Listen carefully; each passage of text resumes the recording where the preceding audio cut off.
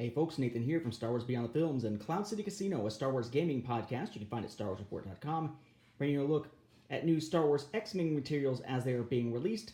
This is something interesting. I haven't gotten my second edition core set or any of the conversion kits and other ships just yet. But arriving in the mail, here we have the Star Wars X-Wing Lando's Millennium Falcon Scum and Villainy ship. That is the first item I've gotten my hands on that is second edition only.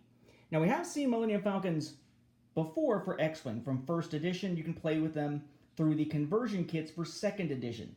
We have the original, and we have the one that was released to tie into The Force Awakens. Now we have the one that's released to tie into Solo. The ship itself is about the same size. It seems like it's a teeny tiny bit larger, but not noticeable unless you actually sit them right next to each other. And yes, that is the escape ship, or the escape pod, which can go between the mandibles and have its little prong taken off there to give us the look that it has for most of the film. But it does have the different turret, it does have the different dish, and so on. And of course, it is a much flashier painted model here. Okay? Now, since this is second edition, we have the new versions of the maneuver dials here for the customized YT-1300, as it's called, and the escape craft. We have our new ship cards, Han Solo, Lando Calrissian, L337, and Freighter Captain. And if you want to do a quick build with them, we have the quick build cards with Han and Lando on one, L3 and Freighter Captain on the other. For the escape craft, we have Outer Rim Pioneer, Lando Calrissian, L337, and Autopilot Drone. We then have a loose cargo token that acts like an obstacle, basically. We have two small ship tokens, right, to go with the escape craft.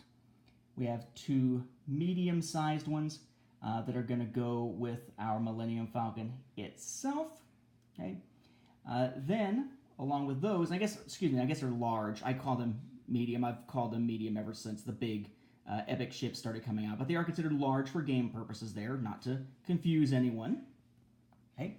We then have tons and tons, of course, of upgrades, which is nice. We have Composure, Intimidation, Rigged Cargo Chute, Tactical Scrambler, and our title there, right, Lando's Millennium Falcon. We then have Chewbacca, Lando Calrissian, Tobias Beckett, Kira, and Seasoned Navigator, then Agile Gunner and Han Solo. We also have L337. I left her kind of to the side here because she can basically die. You start with this side face up, and while you defend, you may flip this card.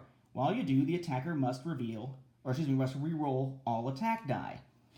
But if you use it then to do that, it flips, and basically she's been sort of destroyed and programmed into the Falcon, and now you have L337's programming.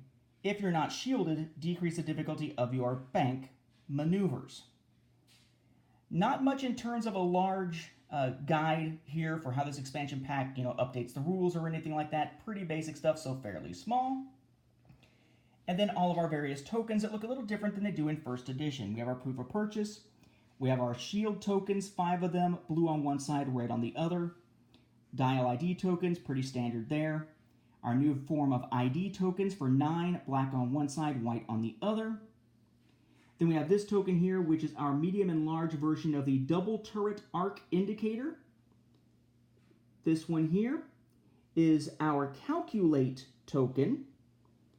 These are our new lock tokens, in this case 9, right? White or black in the center. You flip them over. And then these are standard charge tokens, as they're being called here, which are reversible with those two possible sides showing there.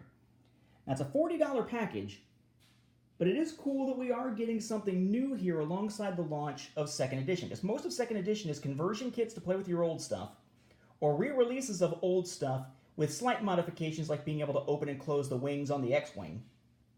But otherwise just basically stuff we've seen before with second edition materials. Here is something that is actually fully new, beyond just introducing the new game mechanics and such of second edition. So if you want to get a kickstart into X-Wing second edition, particularly for Scum and Villainy, because this is a Scum and Villainy ship here, this is not a Rebel ship, then you might want to check out Lando's Millennium Falcon.